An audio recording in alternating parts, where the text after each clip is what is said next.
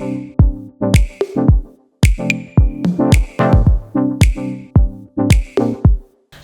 so hopefully you've clicked on this video because you want to stop being a shopaholic and you want to start saving some money. So let's get straight into it. So I want to talk a little bit about my background and my experience with money and being a shopaholic. I used to be such a shopaholic, spending a lot of my money on things like clothing and makeup and drinking alcohol, and it really caused some serious issues for my personal finances. But since then, I have really turned things around for myself. I'm now what you would call a minimalist, and I've stopped shopping to the crazy levels that I used to, and I've really changed my life around. I went through university and also college always having a job so that I could afford the lifestyle that I was dreaming of. I wanted to have all the nice clothes, all the nice makeup and the things. I was watching YouTube, obsessing over beauty gurus, wishing I had their lives, and I was always chasing this dream. The sad part is that I couldn't afford it. I was often looking at my bank account and seeing minus 1,000 or whatever my overdraft was at the time, and only having £5 to spend on a night out, and that was all of my money. And it was just not a very good place to be in. And the sad thing is, we're living in a world that encourages this way of living. I mean, maybe you could say I was being childish and young, but I feel like our world promotes this idea of always living paycheck to paycheck, never having enough money, having debt, and that's normalized. And we're also sold things constantly. There's lots of advertising, marketing campaigns telling us we need things that we really don't need and making us forget about what we should be grateful for and what we have already in our lives. So trust me, you can break free of the temptations, you can make a decision to change things for yourself, and here's how. The first and the biggest thing that you can do to stop being a shopaholic and start saving money is to simply stop buying stuff. I had to do this a long time ago. When I realized I had a problem, I made the decision that I'm not going to go shopping anymore. I don't need any more clothes. I don't need any more makeup. And usually if there's a weakness in your life where you're spending a lot of your money, you already have enough of it. You don't need any more of it, whether that's technology, whether that's clothes like it was for me. You have enough of it already. So you've got to make the decision to stop listening and stop falling for the advertising campaigns, and to stop being sold the dream, and to really ask yourself, what is truly making you happy in your life? Is it these clothes, or are they stressing you out? Are you constantly worried about how much money you have? Are you in debt? Be honest with yourself. But some of the things that I did was I stopped going to the shops physically. I just didn't go to the shops anymore. I unsubscribed from loads of newsletters that I was signed up to that tempted me to buy things, that were telling me that things were on sale or that there were new items in the shop.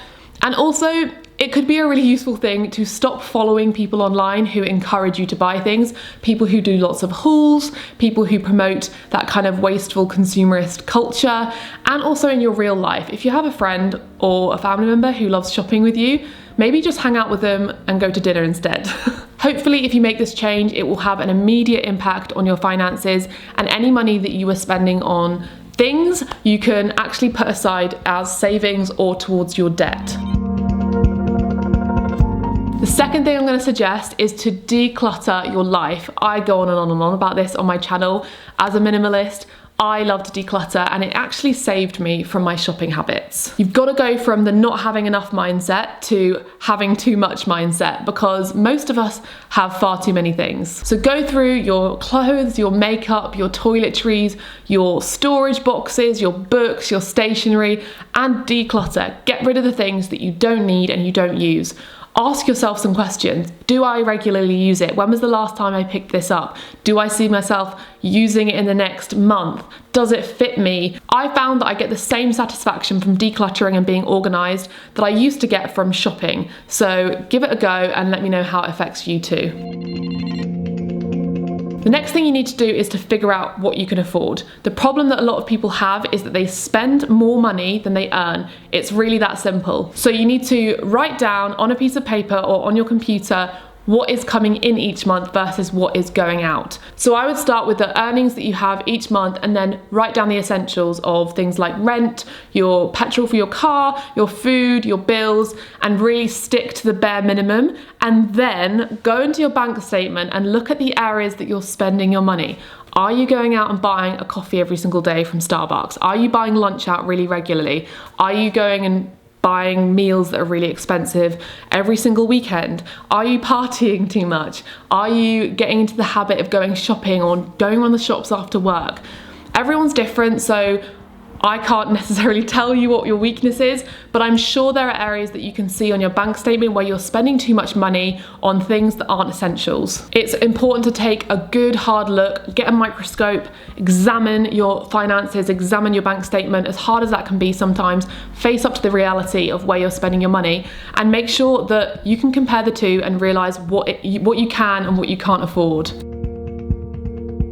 So the next thing you can do once you've got your budget written up and you're realizing where you're spending this extra money, you can make some positive switches. Maybe that means that you can start cycling to work instead of driving to work. Maybe you can make your coffee at home more often than you're getting your coffee out and about. Maybe you can learn to cook so you don't have to get so many takeaways. Secondhand clothing instead of new clothing. I actually made a video a few months back all about how you can make switches that are environmentally friendly that will save you a lot of money. So if you want to see that, I'll link it above. Go through the areas that you're making expensive decisions and make them affordable decisions. Change them up.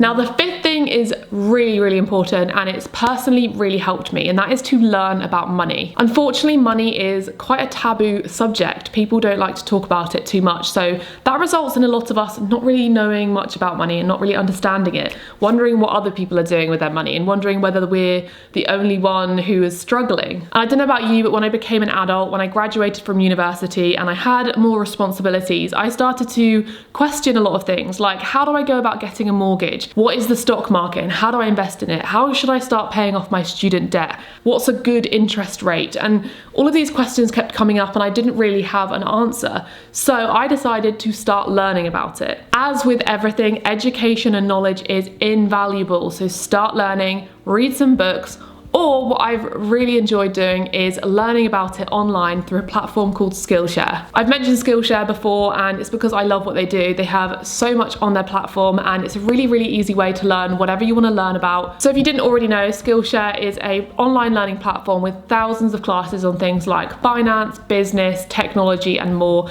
And I've really enjoyed delving into the finance section of their website. Premium membership gives you unlimited access to a range of high quality classes from the experts. I have found it unbelievably helpful as somebody who runs her own business and who has to do their own taxes and figure out this whole money thing as somebody completely doing it on my own. I've started to consider my retirement and investing my money, and I've really enjoyed this series all about the stock market and investing because it's something that I need to start thinking about. Compound interest is very important, and a lot of us don't stop to think about our future because it's scary, but it is really important to think about because one day I won't be making YouTube videos anymore and I would quite like to have some money in the bank to keep me going. To understand money when you're young, to understand how to invest it, understand how to save it, how to get out of debt is so, so important. So many of us just put it on the back burner and don't think about it, but the younger you think about it and the more organised you are, the better off you'll be in the long run. What's really great about Skillshare as well, because this is a video all about saving money, is that it's actually really affordable. If you get an annual subscription, it's less than $10 a month. So if you are feeling lost when it comes to money and you don't understand it and you don't know how to fix it, then I highly recommend Skillshare. There are so many classes that will be applicable to your personal situation that you can learn and feel more sure when you have the knowledge and the understanding. And thankfully, Skillshare have partnered with me on this video and are offering the first 500 people who click the link in the description 2 months for free. So go sign up, go and get learning about money and get yourself in a better, more knowledgeable and educated position when it comes to money. The last thing I want to talk about is changing your mindset. What it comes down to is just seeing money differently. Do you want to spend the rest of your life robbing Peter to pay Paul? Do you want to constantly be living paycheck to paycheck? Or would you like to be debt-free? Would you like to start saving your money? Would you like to start investing your money? And would you like to be in a situation when an emergency arises, like it inevitably will, you actually have the money to fix that problem? And I'm talking to the shopaholics out there. I know that there are some people who have incomes where they can't change this.